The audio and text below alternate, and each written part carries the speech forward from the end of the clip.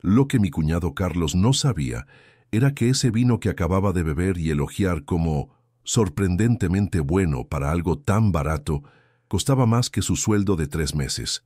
$12,000 por una botella.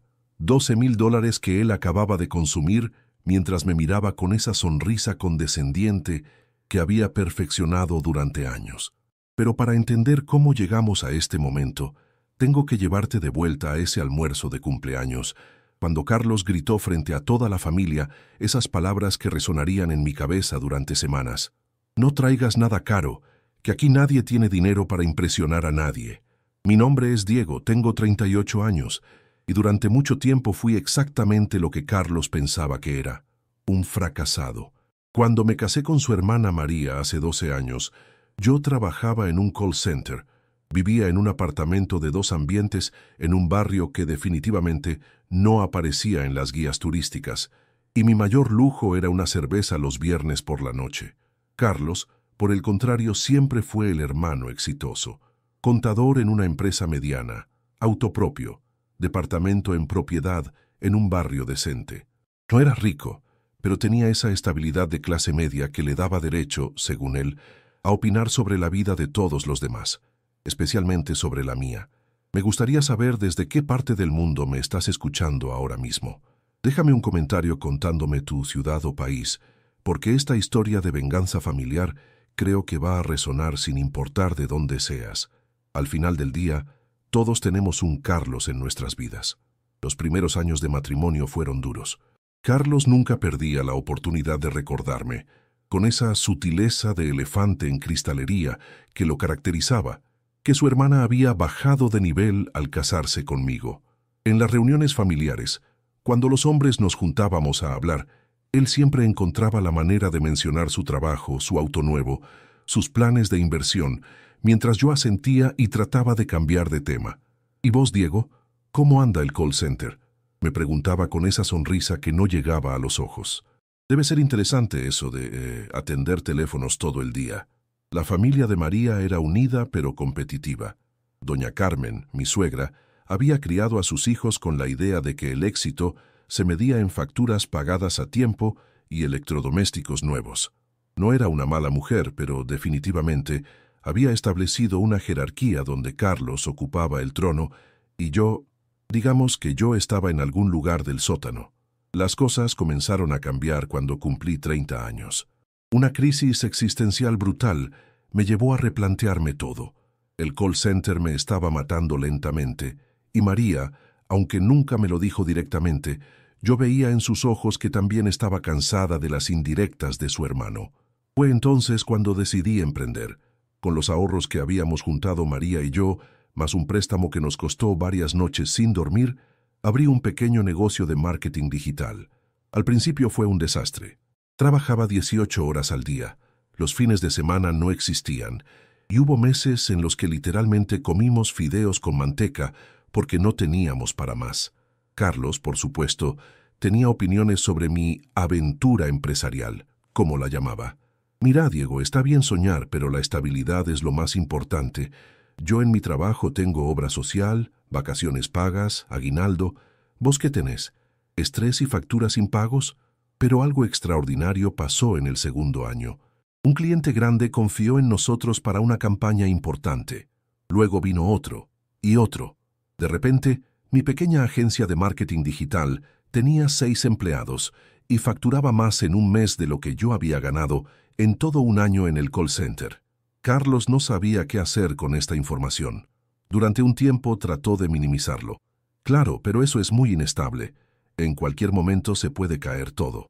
Cuando mi empresa siguió creciendo y me mudé con María a una casa en un barrio mejor que el suyo, cambió de estrategia.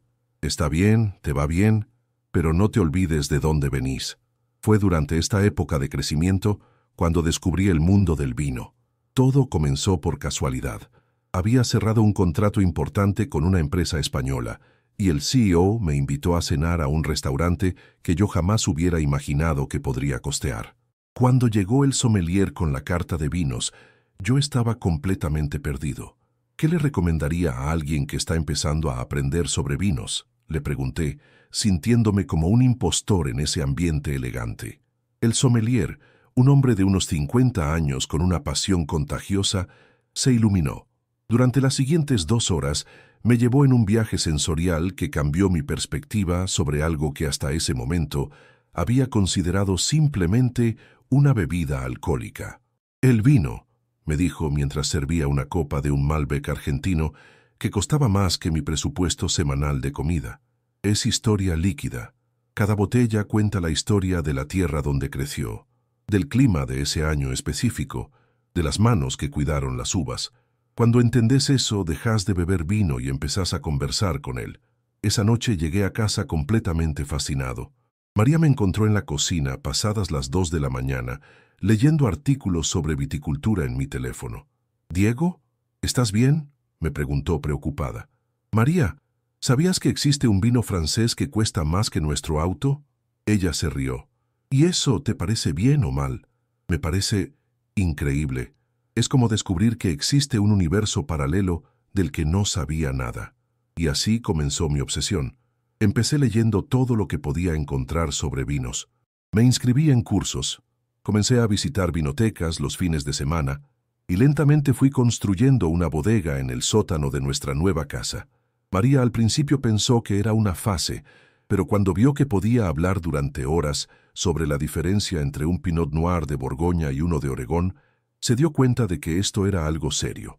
Mi empresa seguía creciendo, y con el éxito financiero vino la posibilidad de explorar vinos cada vez más exclusivos. Viajé a Mendoza, recorrí bodegas en la Toscana, pasé una semana en Burdeos aprendiendo sobre la clasificación de los chateaux. Cada viaje era una inversión en conocimiento, pero también en mi propia confianza. Carlos observaba estos cambios con una mezcla de incredulidad y resentimiento mal disimulado. Cuando mencionaba casualmente que había estado en Francia por trabajo y placer, él respondía con comentarios como: «Qué bueno que te alcance para esos lujos. Nosotros preferimos ahorrar para cosas importantes». La ironía es que mi hobby caro se había convertido en una inversión bastante inteligente. Algunas de las botellas que había comprado años atrás habían triplicado su valor. Mi bodega personal ya valía más que la casa donde Carlos vivía, pero él no tenía idea de esto. Para él, yo seguía siendo el cuñado que había tenido suerte en los negocios, pero que gastaba dinero en pavadas. La situación llegó a su punto más tenso el año pasado, durante el cumpleaños número 65 de Doña Carmen. Como era tradición, todos los hijos contribuíamos para el festejo. Carlos siempre se había encargado de organizar todo, desde el lugar hasta el menú, como una forma sutil de mantener el control y recordarnos su posición de hijo responsable. Ese año decidí ofrecer algo diferente. «Ma», le dije a Doña Carmen 2 semanas antes del cumpleaños, «¿qué te parece si este año hacemos algo especial? Podemos alquilar un salón más elegante, traer un servicio de catering profesional, hacer algo realmente memorable». Carlos intervino inmediatamente. «No hace falta exagerar, Diego. Siempre lo hemos hecho en casa de mamá y ha estado perfecto. No todos tenemos la necesidad de demostrar nada». Pero Doña Carmen, por primera vez en años, no estuvo de acuerdo con su hijo mayor. «Carlos, Diego tiene razón. 65 años se festejan una sola vez. Me gusta la idea de hacer algo especial». Vi cómo la cara de Carlos se transformaba. Durante años había sido él quien tomaba las decisiones importantes en la familia, quien organizaba, quien dirigía. Y ahora su hermana menor y su cuñado fracasado estaban cambiando las reglas del juego. La planificación del evento se convirtió en una guerra fría. Carlos insistía en que todo fuera moderado y de buen gusto, mientras yo quería crear algo realmente especial para mi suegra, que siempre había sido buena conmigo, a pesar de las dudas iniciales sobre mi matrimonio con su hija. 2 días antes del cumpleaños, Carlos me llamó. Su voz tenía esa tensión controlada que usaba cuando quería sonar razonable, pero estaba furioso. «Diego, tenemos que hablar sobre el tema de las bebidas. ¿Qué pasa con las bebidas? Bueno, sé que vos tenés tus aficiones con los vinos caros y todo eso, pero para el cumpleaños de mamá creo que deberíamos mantener las cosas simples. Vino de mesa común, algunas cervezas, gaseosas, nada extravagante». Sentí algo caliente subiendo por mi pecho. «Carlos, es el cumpleaños de tu madre. ¿Por qué no podemos tener vinos buenos?». Porque no hace falta, Diego. La familia no está acostumbrada a esas cosas. Van a pensar que estás mostrando. ¿Mostrando qué? Mostrando que tenés plata.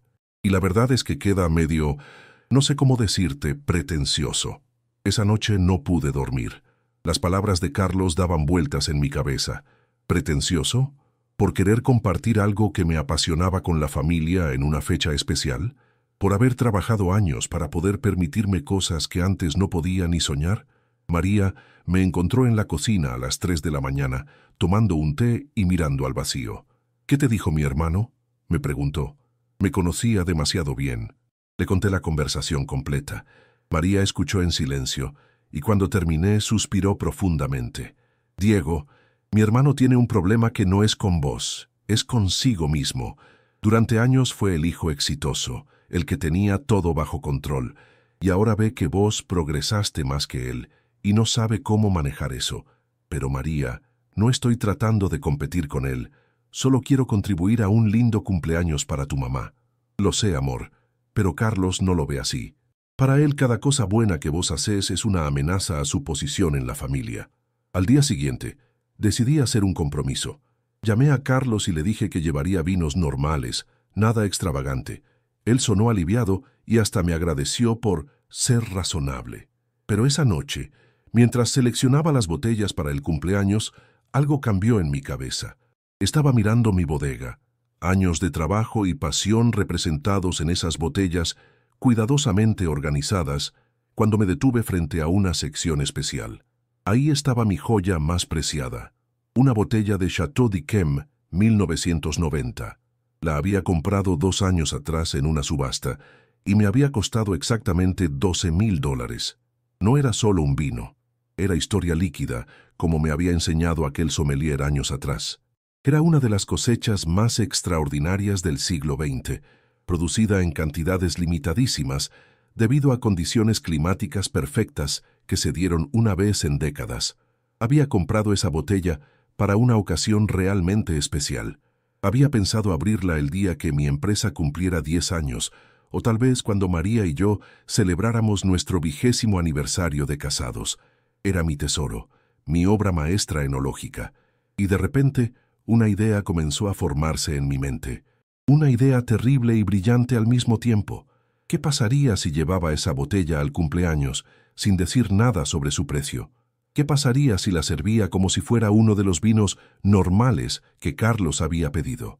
¿Qué pasaría si dejaba que él la probara, la elogiara o la criticara, sin saber que estaba bebiendo algo que costaba más que su auto?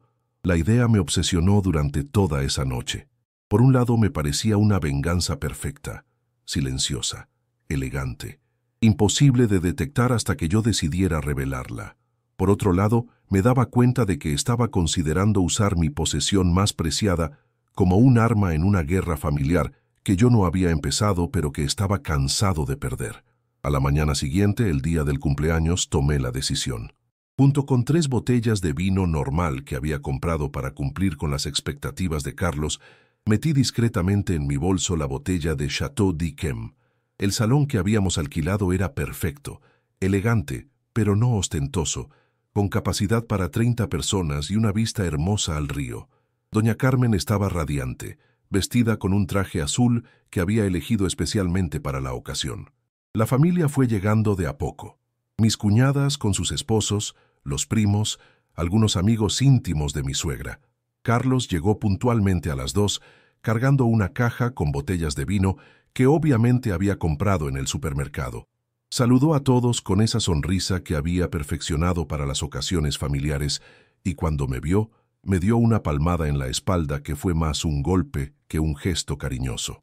«Diego, qué bueno que al final decidiste ser razonable con el tema de las bebidas», me dijo en voz lo suficientemente alta como para que otros escucharan. A veces uno se emociona y se olvida de que no todos tenemos los mismos gustos, sofisticados. Sentí esa sensación familiar de humillación pública, pero esta vez no dije nada. Solo sonreí y asentí, porque sabía que tenía un as bajo la manga que él no podía ni imaginar. La comida estuvo excelente. El catering había preparado todos los platos favoritos de doña Carmen, y la conversación fluía naturalmente entre anécdotas familiares y planes futuros. Cuando llegó el momento de los brindis, Carlos se paró y pidió silencio. Familia, antes de que mamá sople las velitas, quiero hacer un brindis especial. 65 años de una mujer extraordinaria que nos enseñó que lo más importante en la vida no son las cosas materiales, sino la familia, el amor y mantener los pies en la tierra.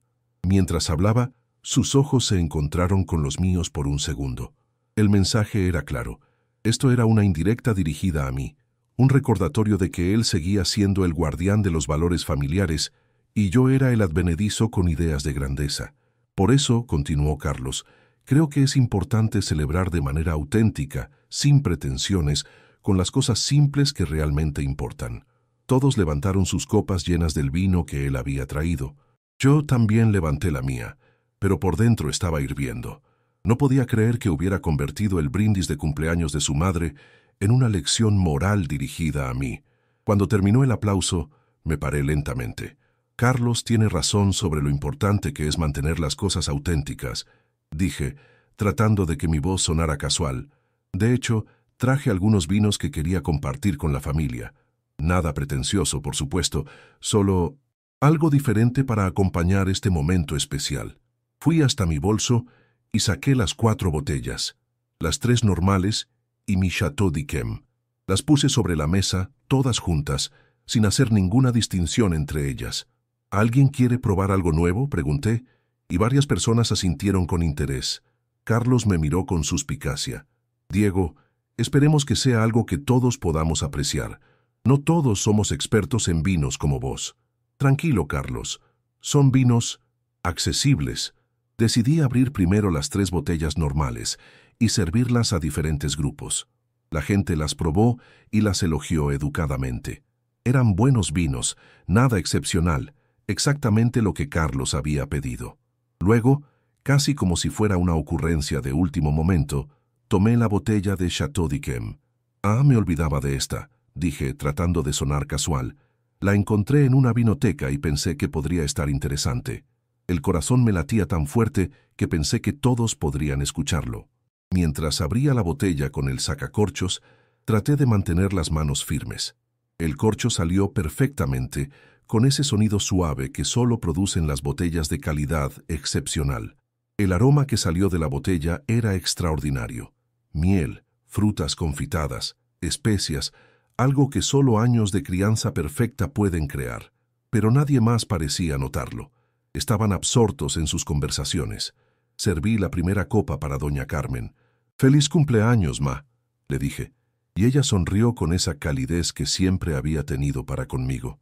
Luego fui sirviendo copa por copa. María, mis cuñadas, algunos primos. Y finalmente llegué a Carlos. «¿Probás este, Carlos?», le pregunté, tratando de que mi voz sonara completamente normal. Él tomó la copa sin mucho interés. «Dale, veamos qué elegiste esta vez». Lo que pasó después fue más perfecto de lo que jamás hubiera podido planear. Carlos tomó un sorbo pequeño, preparándose probablemente para hacer algún comentario condescendiente. Pero cuando el vino tocó su paladar, su expresión cambió completamente. Se quedó inmóvil por unos segundos, con la copa todavía cerca de los labios. Luego tomó otro sorbo, más grande esta vez, y vi cómo sus ojos se abrían ligeramente. «Esto», murmuró, más para sí mismo que para los demás. «¿Qué tal está?», le pregunté, fingiendo curiosidad inocente. Carlos tomó un tercer sorbo, esta vez claramente saboreándolo. «Esto está realmente bueno, Diego. ¿Dónde lo conseguiste?» «En una vinoteca del centro. ¿Te gusta?» «Sí, está... ¡Wow! Es muy diferente a lo que estoy acostumbrado. Tiene como... no sé cómo explicarlo. Es como si tuviera capas». No pude evitar sonreír internamente. Carlos, sin saberlo, acababa de describir perfectamente las características de uno de los vinos más extraordinarios del mundo. «Sí, es un vino con bastante complejidad», dije, manteniendo el tono casual. Durante los siguientes 20 minutos, observé algo fascinante. Carlos, que normalmente monopolizaba las conversaciones familiares, se había vuelto casi silencioso. Cada pocos minutos tomaba otro sorbo de su copa, claramente perdido en la experiencia. En un momento, lo vi cerrar los ojos mientras bebía, algo que jamás había visto que hiciera con ninguna bebida. «Diego», me dijo después de un rato acercándose a mí con la copa en la mano, «tengo que admitir algo. Este vino es realmente excepcional. No sabía que había vinos así». «¿Así cómo?» «Así de, no sé, complejos, interesantes. Cada sorbo es diferente al anterior». Era el primer elogio genuino que Carlos me había hecho en 12 años de conocernos. Y lo estaba haciendo mientras bebía mi posesión más valiosa, creyendo que era algo que había comprado casualmente en una vinoteca del barrio. «Me alegra que te guste», le dije. «A veces uno encuentra tesoros inesperados». «¿Cuánto habrá costado algo así?», me preguntó. Y por un momento pensé que mi plan había sido descubierto. «No mucho», mentí. «Los vinos buenos no siempre son caros. A veces solo hay que saber dónde buscar». Carlos asintió, claramente impresionado tanto por el vino como por mi supuesta habilidad para encontrar gangas excepcionales. «Tenés un buen ojo para estas cosas, Diego. Tal vez me podrías recomendar algunos lugares donde comprar vinos así». «Por supuesto», le dije, y en ese momento me di cuenta de que mi venganza se había transformado en algo completamente inesperado. No estaba humillándolo, lo estaba educando, no estaba demostrando mi superioridad, estaba compartiendo algo que amaba. Pero la noche aún no había terminado. Hacia las 6 de la tarde, cuando ya estábamos en los postres y el café, mi cuñada Patricia, que trabajaba en un banco y tenía cierta obsesión con los precios de las cosas, se acercó a la mesa donde yo había dejado las botellas vacías. «Diego», me dijo, «este vino que trajiste, el dulce, ¿cómo se llama? Me gustó mucho y quiero comprarlo para el aniversario de mi marido». Mi sangre se heló. Patricia tenía la botella de Chateau d'Yquem en las manos, leyendo la etiqueta con atención. «Es, Chateau d'Yquem», dije, tratando de mantener la calma. «Chateau d'Yquem. Suena francés. ¿De qué año es?» «No veo bien la etiqueta». 1990. Patricia sacó su teléfono y comenzó a tipear. «Voy a buscarlo online para ver dónde lo venden». Todo parecía moverse en cámara lenta. Yo sabía exactamente qué iba a pasar cuando Patricia buscara el precio de esa botella en Internet. Carlos estaba a unos metros de distancia, terminando su segunda copa del vino y conversando animadamente con un primo sobre las diferencias entre vinos argentinos y franceses. «Diego», dijo Patricia, y su voz tenía un tono extraño, «¿estás seguro de que es Chateau d'Yquem 1990? «Sí, ¿por qué?» Ella me mostró la pantalla de su teléfono. «Porque acá dice que una botella cuesta $12,000. El mundo se detuvo. Literalmente pude sentir cómo el nivel de ruido en el salón disminuyó, como si varias conversaciones hubieran pausado al mismo tiempo. Patricia había hablado lo suficientemente alto como para que al menos 10 personas la escucharan, incluyendo a Carlos. «¿12,000 qué?», dijo una voz desde el otro lado de la mesa. Era mi cuñada Susana. «Dólares», repitió Patricia, mirando alternadamente su teléfono y la botella vacía. «Dice que es uno de los vinos más caros del mundo». Ahora sí todas las conversaciones se habían detenido. 30 pares de ojos se movían entre Patricia, la botella vacía y yo. El silencio era tan denso que se podía cortar con un cuchillo. Carlos se acercó lentamente, como si estuviera caminando bajo el agua.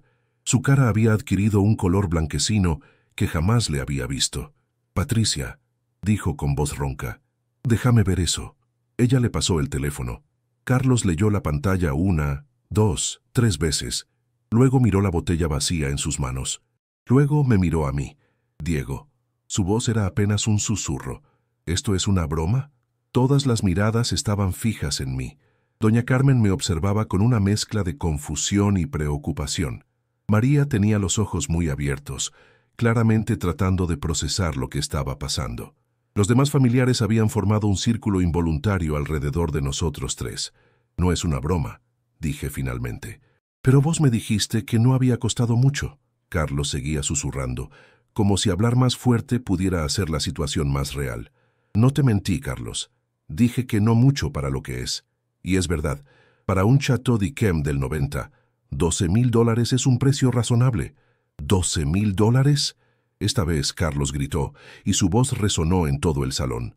«¿Me hiciste beber un vino de $12,000?» El silencio que siguió fue ensordecedor. Nadie se movía, nadie respiraba. Era como si toda la familia hubiera quedado congelada en una fotografía surrealista. «Carlos», dije manteniendo mi voz calmada, «¿no te gustó?» «¿Que si me gustó?» Su cara había pasado del blanco al rojo brillante. «Eso no es el punto. El punto es que es un vino de $12,000. Pero acabas de decir que era excepcional, que tenía capas, que era el mejor vino que habías probado en tu vida». «Ah, sí, pero no sabía lo que costaba». ¿Y eso cambia algo? ¿El vino sabe diferente ahora que sabes el precio?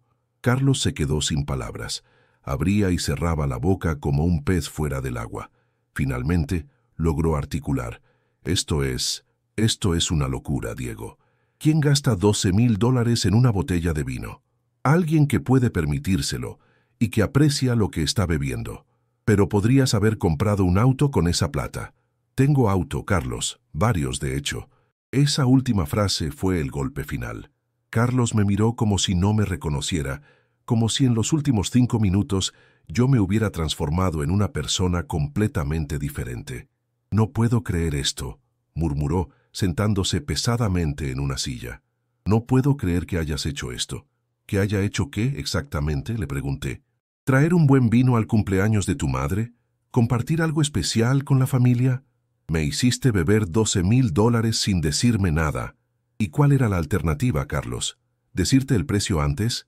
Porque los dos sabemos que si te hubiera dicho, traje un vino de $12,000, vos habrías dicho que era una exageración, que era pretencioso, que no hacía falta». Carlos no pudo negar eso, porque sabíamos que era exactamente lo que habría pasado. Doña Carmen, que había estado escuchando todo en silencio, finalmente habló. «Carlos, hijo, cálmate. Diego quiso hacer algo lindo para mi cumpleaños».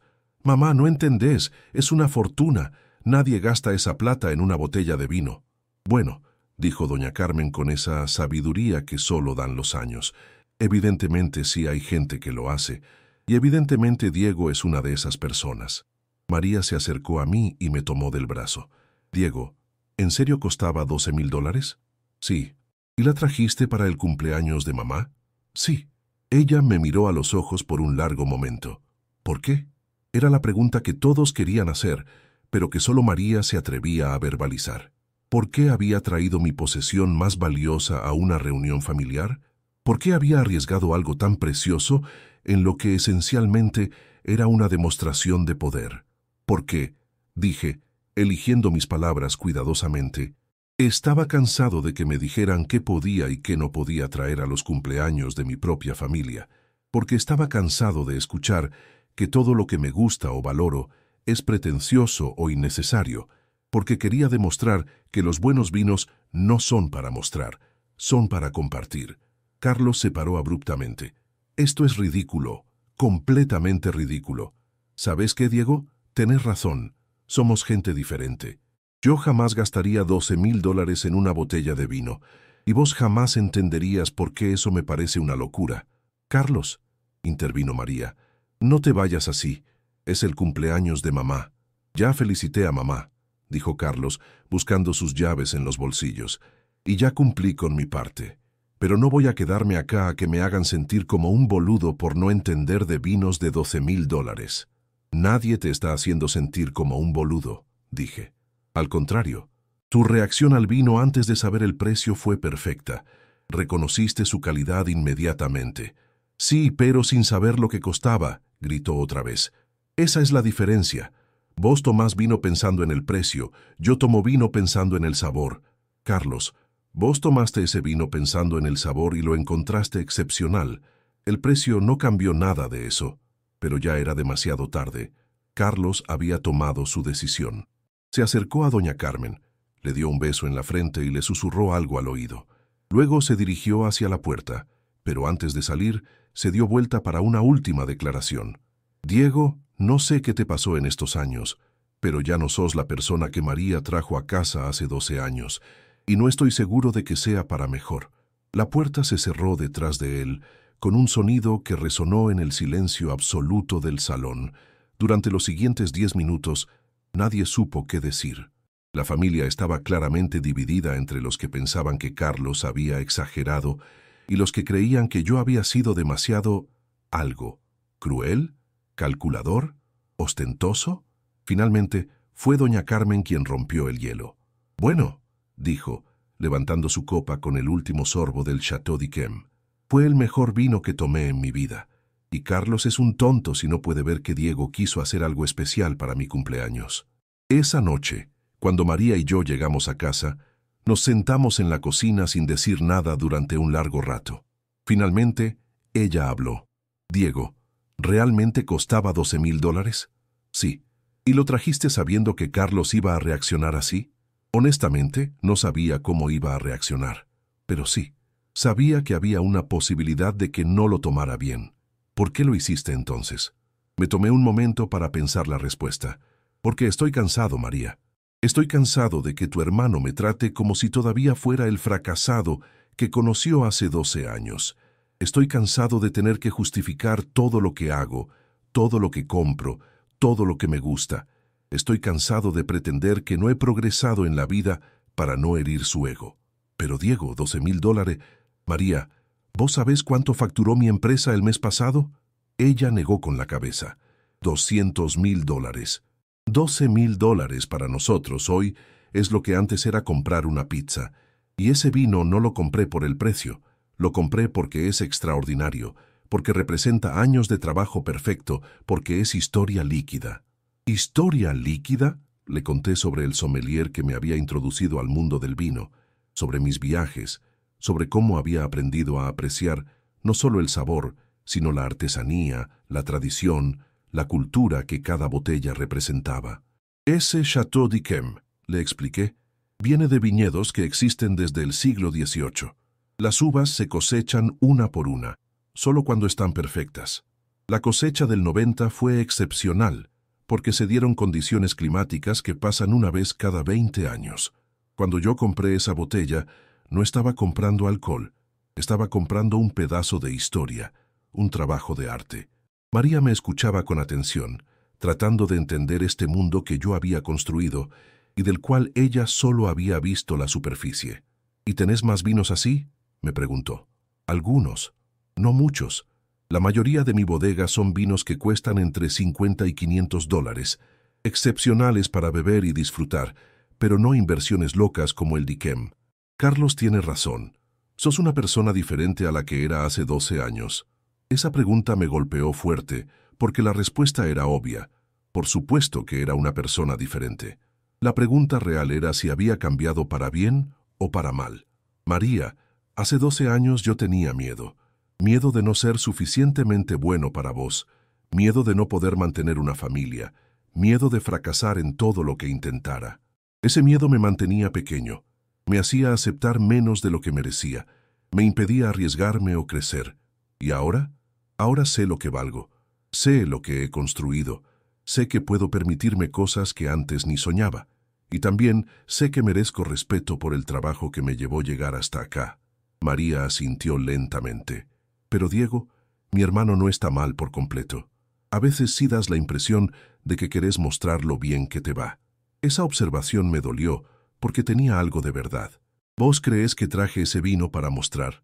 Creo que lo trajiste para demostrarle a Carlos que estaba equivocado sobre vos, lo cual, técnicamente, es mostrar. Tenía razón, y los dos lo sabíamos, pero también había algo más profundo en juego. María, durante años tu hermano me hizo sentir que no era lo suficientemente bueno para esta familia, que era el cuñado pobre, el fracasado que había tenido suerte de que vos me aceptaras. Y cuando empecé a tener éxito, en lugar de alegrarse por nosotros, empezó a buscar formas de minimizar o criticar todo lo que lograba. Lo sé, Diego, y eso está mal, pero ¿vos crees que humillarlo con un vino de $12,000 era la forma correcta de manejarlo? ¿Lo humillé? Porque yo lo que vi fue a un hombre descubriendo que podía disfrutar de algo extraordinario. Lo vi apreciando genuinamente algo que jamás había experimentado antes. Si hubiera sido cualquier otra persona, habrías dicho que le hice un regalo. Pero no era cualquier otra persona, Diego. Era mi hermano, y vos sabías exactamente cómo iba a reaccionar cuando se enterara del precio. Esa noche no dormí bien.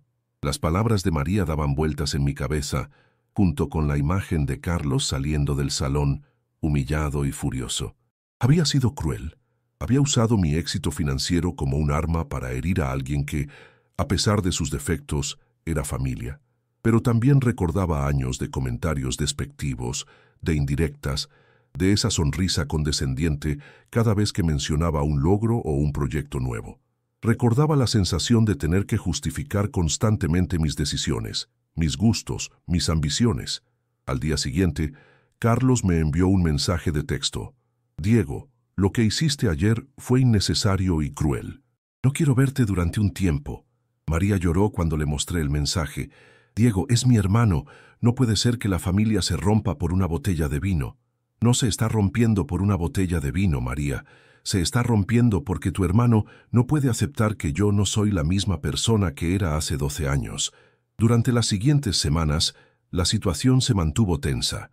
Carlos no asistió a ninguna reunión familiar, y cuando María hablaba con él por teléfono, las conversaciones eran frías y breves. Doña Carmen trataba de mantener la neutralidad, pero era obvio que estaba preocupada por la división en la familia. Un mes después del cumpleaños recibí una llamada inesperada. Era Carlos. Diego, ¿podemos hablar? Por supuesto. No por teléfono. ¿Podemos encontrarnos en algún lado? Nos encontramos en un café cerca de su oficina. Carlos llegó puntual, pero se veía cansado, como si hubiera dormido mal durante semanas. Diego, comenzó sin preámbulos. He estado pensando mucho sobre lo que pasó en el cumpleaños de mamá. Yo también. Y creo que los dos estuvimos mal. Eso no era lo que esperaba escuchar. Vos estuviste mal, continuó, porque me tendiste una trampa. Me hiciste beber algo carísimo sin decirme nada, sabiendo exactamente cómo iba a reaccionar cuando me enterara. Es verdad, admití. Pero yo también estuve mal porque he sido un hijo de puta con vos durante años. Esa confesión me tomó completamente por sorpresa. Diego, cuando vos y María se conocieron, yo pensé que ella estaba cometiendo un error. Vos trabajabas en un call center, no tenías plata, no tenías perspectivas claras, y yo me había convertido en el hermano mayor protector que pensaba que sabía lo que era mejor para ella. Lo entiendo, Carlos. Era razonable que te preocuparas. Sí, pero lo que no era razonable era que cuando vos empezaste a tener éxito, en lugar de alegrarme por ustedes, me sintiera amenazado. ¿Amenazado? Sí, porque durante años yo había sido el hermano exitoso, el que tenía todo bajo control, el que daba consejos financieros a la familia, y de repente vos tenías más éxito que yo, más plata que yo, conocías de cosas que yo ni sabía que existían. Carlos se detuvo para tomar un sorbo de café, claramente luchando con lo que iba a decir a continuación. Diego, ese vino que trajiste fue realmente el mejor vino que tomé en mi vida, y cuando me enteré del precio, no me enojé solo porque fuera caro. Me enojé porque me di cuenta de que vos vivís en un mundo al que yo no tengo acceso, y eso me hizo sentir inferior. Carlos, vos no sos inferior. Somos personas diferentes, con trabajos diferentes, con ingresos diferentes. Eso no nos hace mejores o peores. Lo sé en teoría, Diego, pero en la práctica, cuando veo que vos podés gastarte en una botella de vino lo que yo gano en 3 meses, me cuesta no sentirme como un fracasado. Entendí en ese momento que esta conversación no era realmente sobre vino o dinero, era sobre identidad, sobre propósito, sobre cómo los cambios en las circunstancias de vida pueden alterar las dinámicas familiares de maneras que nadie anticipa. Carlos, ¿puedo contarte algo sobre ese vino? Dale. Lo compré hace 2 años en una subasta. Cuando lo compré pensé que lo iba a guardar para una ocasión súper especial, el 10º aniversario de mi empresa, o los 20 años de casados con María, o algo así. ¿Y por qué lo trajiste al cumpleaños de mamá? Porque después de años de escuchar que todo lo que me gusta es pretencioso o innecesario, quería demostrar que las cosas buenas están hechas para compartirse. Que un gran vino no es una ostentación, es una experiencia. Carlos me miró pensativamente. ¿Y funcionó? ¿Lograste demostrar lo que querías? No lo sé. ¿Vos qué pensás? Pienso que me hiciste darme cuenta de que hay cosas en el mundo que yo no conozco y que tal vez valga la pena conocer. Pero también pienso que me lastimaste a propósito. Tenés razón en las 2 cosas. Nos quedamos en silencio durante un rato, cada uno perdido en sus propios pensamientos. Diego, dijo Carlos finalmente, ¿me enseñarías sobre vinos? ¿En serio? En serio, no para que pueda comprar botellas de $12,000, obviamente, pero me gustaría entender qué es lo que ves en algo que para mí siempre fue solo alcohol. Durante los siguientes meses, Carlos y yo comenzamos una tradición nueva. Una vez por semana nos encontrábamos para cenar y yo traía una botella de vino interesante para compartir. Nada extremadamente caro, pero vinos que tuvieran historias que contar. Le enseñé sobre regiones, sobre varietales, sobre cómo leer una etiqueta, sobre cómo catar adecuadamente, y algo extraordinario comenzó a pasar. Carlos descubrió que tenía un paladar natural para los vinos. Podía detectar matices que a muchas personas les llevaba años de entrenamiento identificar. ¿Sabes qué es lo más loco?, me dijo una noche, después de haber probado un Barolo que le había volado la cabeza. Durante años pensé que esto era solo esnobismo, que las personas como vos hablaban de notas de cereza y taninos sedosos para hacerse los importantes. ¿Y ahora? Ahora entiendo que realmente están ahí. Las cerezas, la madera, todas esas cosas que describís. Es como si hubiera estado viendo el mundo en blanco y negro y de repente alguien me hubiera mostrado los colores. La relación entre Carlos y yo cambió completamente. No nos hicimos mejores amigos de la noche a la mañana, pero desarrollamos un respeto mutuo que antes no existía. Él comenzó a valorar mi conocimiento y mi pasión por el vino, y yo comencé a apreciar su honestidad y su capacidad de admitir cuando estaba equivocado. María estaba feliz de ver que su hermano y su marido finalmente habían encontrado una forma de conectarse. Nunca pensé que iban a tener algo en común, me dijo una noche, pero resulta que los dos son igual de obsesivos cuando algo les interesa. Un año después del cumpleaños de doña Carmen, Carlos apareció en mi oficina con una propuesta inesperada. Diego, quiero hacer algo especial para el cumpleaños de mamá este año. ¿Qué tenés en mente? Quiero organizar una cena de vinos. Algo elegante, con maridajes, explicaciones sobre cada vino, como las cenas que me contaste que haces con tus clientes importantes. Carlos, eso va a ser caro. Lo sé, pero quiero hacerlo bien. Y quiero que vos me ayudes a elegir los vinos. Trabajamos juntos durante semanas planificando esa cena. Carlos puso la plata para el salón y la comida, y yo me encargué de seleccionar los vinos. Elegimos 6 vinos diferentes, cada uno con su propia historia y características únicas. Nada tan extremo como el Chateau d'Yquem, pero vinos hermosos que iban a crear una experiencia memorable. La noche de la cena, Carlos se paró frente a la familia reunida y dio un discurso que nunca voy a olvidar. Familia, comenzó. El año pasado Diego trajo un vino extraordinario al cumpleaños de mamá y yo reaccioné muy mal. Reaccioné mal porque no entendía lo que estaba tratando de compartir con nosotros. Pensé que era ostentación, pero era generosidad. Pensé que era pretensión, pero era pasión. Miró hacia donde yo estaba sentado y sonrió. Durante este año, Diego me enseñó que el vino no es solo una bebida. Es cultura, es historia, es arte líquido. Y hoy quiero compartir eso con todos ustedes, de la manera que debería haberlo hecho desde el principio, con respeto, con gratitud y con amor. Esa noche probamos vinos de 6 países diferentes. Carlos había estudiado la historia de cada uno y explicó a la familia no solo cómo sabían, sino de dónde venían, quién los había hecho y por qué eran especiales. Ver a mi cuñado, que un año antes había salido furioso de una reunión familiar por un vino caro, convertido en un anfitrión apasionado y conocedor, fue una de las experiencias más satisfactorias de mi vida. Al final de la noche, doña Carmen nos llamó a Carlos y a mí aparte. «Muchachos», nos dijo, «no sé exactamente qué pasó entre ustedes este año, pero me alegra ver que encontraron la forma de llevarse bien. Diego, gracias por enseñarle a mi hijo que hay cosas hermosas en el mundo que vale la pena aprender. Y Carlos, gracias por ser lo suficientemente humilde como para aprender». Hoy, 3 años después de aquel cumpleaños que casi destruye a nuestra familia, Carlos y yo somos más que cuñados. Somos amigos, socios en aventuras enológicas y cómplices en la búsqueda de vinos extraordinarios que podamos compartir con las personas que amamos. ¿Fue cruel traer un vino de $12,000 a una reunión familiar sabiendo que iba a causar problemas? Probablemente. ¿Valió la pena? Absolutamente. Porque a veces, para que las personas cambien su perspectiva sobre vos, primero tenés que hacer algo tan dramático que no tengan más opción que prestar atención. Y a veces, detrás de una botella de vino carísima, se esconde la posibilidad de transformar una relación familiar tóxica en algo hermoso y auténtico.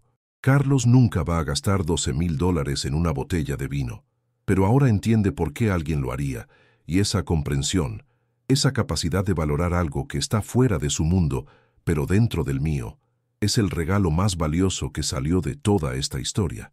La próxima vez que alguien te diga que no traigas nada caro, pensá en mi historia. A veces, lo más caro que podés traer no es una botella de vino, es la oportunidad de cambiar para siempre la forma en que alguien te ve. Y eso definitivamente no tiene precio.